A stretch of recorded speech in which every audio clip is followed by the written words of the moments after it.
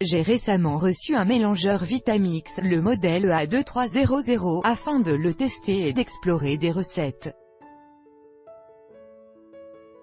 J'étais très curieuse, vous avez sans doute aussi entendu parler de cet objet culte, autant auprès des chefs que des personnes véganes, des foodies purs et durs et même de monsieur et madame tout le monde. Est-ce que le buzz est justifié? Après quelques semaines d'utilisation, et je dirais même à partir du premier jour, je peux dire que je suis devenue une convertie moi aussi. Mon Vitamix est mon nouveau bébé, je m'en sers pratiquement quotidiennement.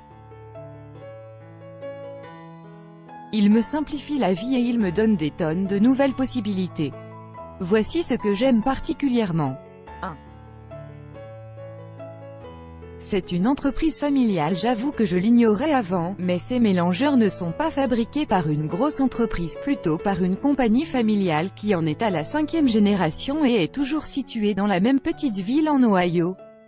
La présidente actuelle est l'arrière-petite-fille du fondateur, un vendeur d'équipements de cuisine dans les années 1920, qui avait adopté une alimentation basée sur les ingrédients simples, frais et entiers bien avant que cela ne devienne à la mode. J'apprécie le fait que le mélangeur n'est pas un appareil électroménager parmi d'autres dans la ligne d'un grand fabricant, c'est le seul produit. C'est simple, depuis les débuts, tout ce que la famille a souhaité faire, c'est en arriver à fabriquer le meilleur mélangeur qui existe pour s'adapter à leur style de vie ultra santé. Et ça marche. 2. Il est puissant. Vraiment puissant, a post shared by Vitamix Canada @vitamixja, on Feb 17, 2018 at 1h04 PST. Ce n'est pas mon premier mélangeur et les deux autres que j'ai eu auparavant faisaient la job. Il pouvait faire des smoothies corrects même s'il ne fallait pas utiliser de glace ni de fruits congelés en trop gros morceaux, ainsi que des sauces comme du pesto. Alors je me demandais s'il y avait vraiment une si grande différence entre ces modèles de base et ceux à haute performance comme le Vitamix. Eh bien la réponse est, vraiment, je n'en reviens pas de la puissance de cette machine. Elle possède un moteur de 2 chevaux vapeur, c'est-à-dire à peu près autant qu'une tondeuse à gazon ou une mobilette. Elle est aussi extrêmement bien pensée, avec une circulation d'air stratégique qui empêche la surchauffe et un pichet dont tous les angles ont été étudiés. Ces lames peuvent tourner jusqu'à 240 miles à l'heure, 385 km/h, ce qui est assez hallucinant, même si j'ai 2 décennies d'expérience à cuisiner beaucoup et à toujours essayer de m'améliorer, je me rends maintenant compte de tout ce que j'ai manqué. Ne serait-ce que des smoothies aussi lisses, crémeux et parfaits que ceux des meilleurs bars à jus. 3.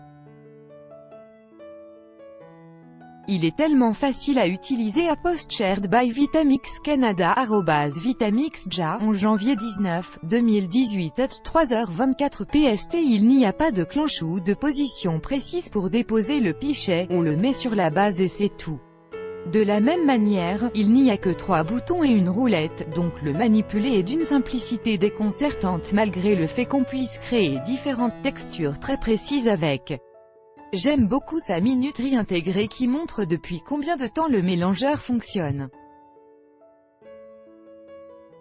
Il est tellement puissant qu'il faut éviter de le faire marcher plus que nécessaire, sinon les aliments chauffent. Après 6h30, la durée maximale d'utilisation, il s'arrête de plus tout seul, alors impossible de le faire marcher trop longtemps. Ça a l'air drôle à dire, par 6 minutes et demie, ce n'est pas si long mais quand même assez pour partir faire autre chose et l'oublier. Vous aimerez aussi. 4. Il est si polyvalent à post shared by Vitamix Canada @vitamixja, on APR 6, 2018 at 7h01 PDT. Il sert à tellement plus que de faire des smoothies. On peut par exemple se servir du Vitamix pour faire du beurre de noix, du lait végétal, d'amande ou d'autres noix, de riz, d'avoine, du beurre et de la crème fouettée, des pâtes de boulangerie, pizza, pain.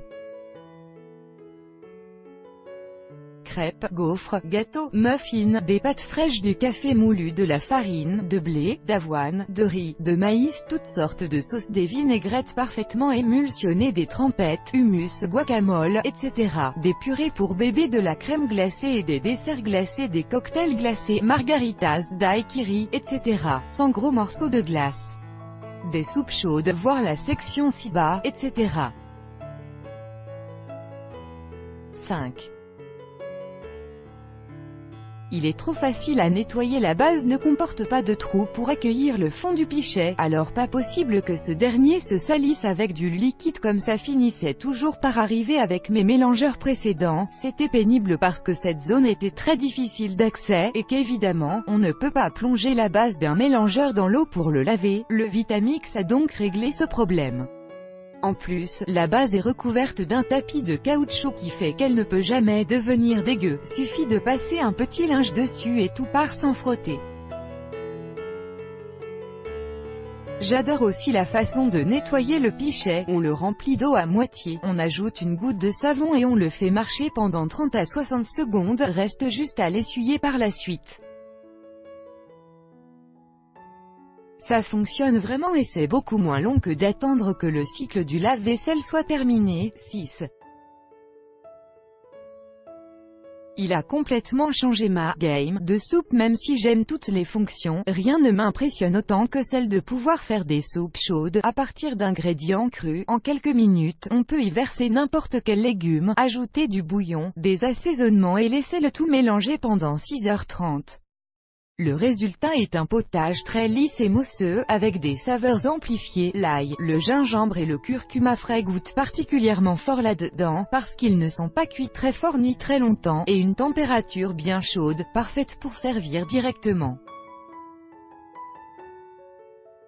Comment c'est possible? C'est simplement dû à la force du moteur et à la friction des lames, même si ça va marcher tel quel. Voici mes 2 trucs pour améliorer encore le résultat. Si vous avez un peu plus de temps, on peut faire cuire, revenir certains ingrédients à l'avance. Par exemple, caraméliser des oignons ou encore faire rôtir des légumes racines, ce qui fait ressortir la complexité de leur saveur. Pour une soupe qui reste vraiment chaude longtemps, le mieux est d'ajouter du bouillon qui n'est pas complètement froid.